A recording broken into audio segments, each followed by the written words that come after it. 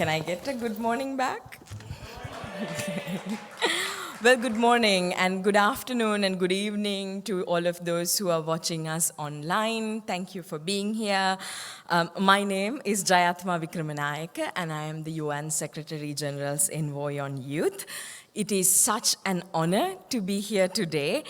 Please allow me to first thank the organizers of the 2021 Copenhagen Human Rights Conference for their kind invitation to be here and to deliver a short speech focusing on the specific needs and rights of LGBTIQ+ youth around the world. Well, this topic lies very close to my mandate as the United Nations Envoy on Youth.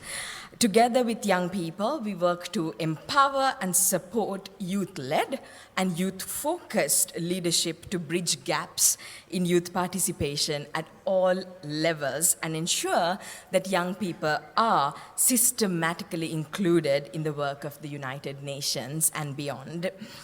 The challenges that young people as a generation face today are multiple and multidimensional, from a global climate crisis and escalating conflicts to widening inequalities that seriously threaten the social fabrics of our lives.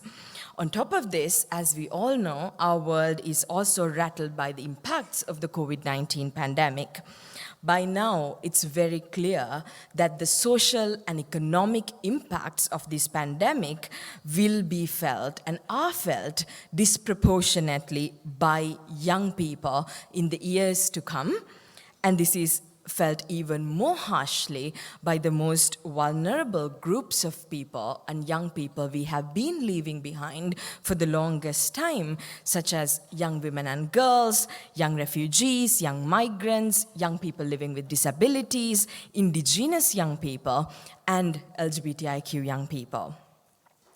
All over the world, systemic and social discrimination continue to marginalize and disenfranchise LGBTIQ youth and bar them from living the lives they do not only deserve, but have a right to enjoy. Family rejection, homelessness, bullying and violence, online and offline, have all been exacerbated in the context of the pandemic.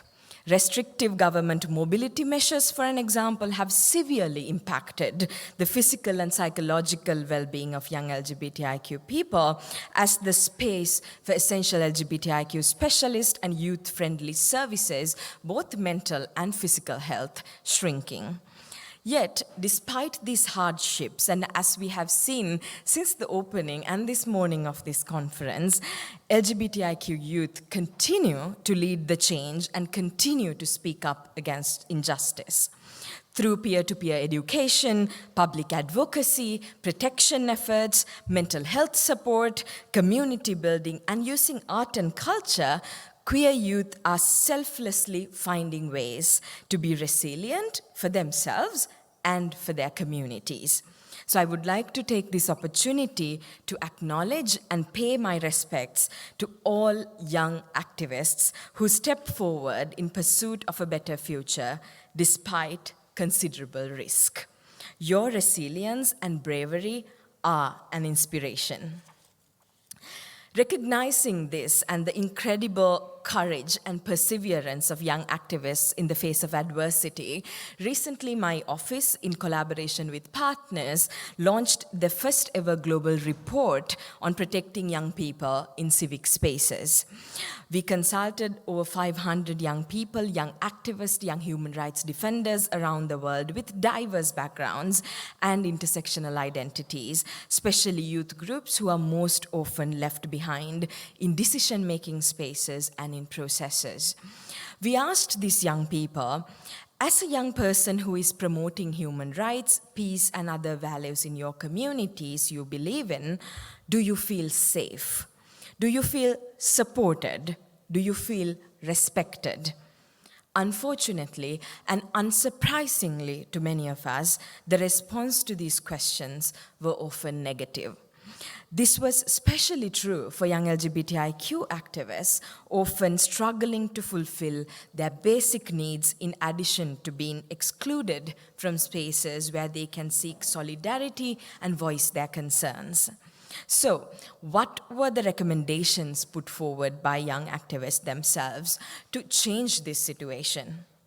The first was invest in young LGBTIQ people's ability to exercise their rights.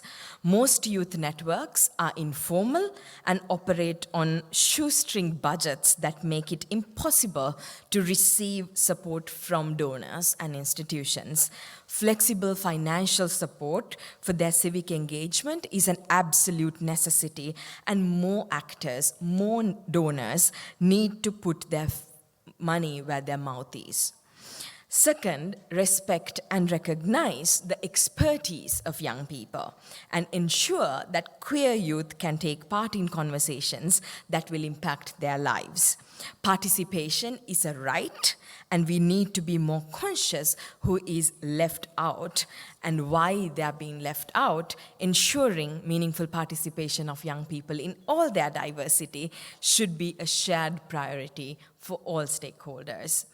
Lastly, protect. Protect young people against violence and discrimination based on sexual orientation, gender identity, and expression and sex characteristics. Governments should work proactively to prevent human rights violation, and they should be held accountable when they're not.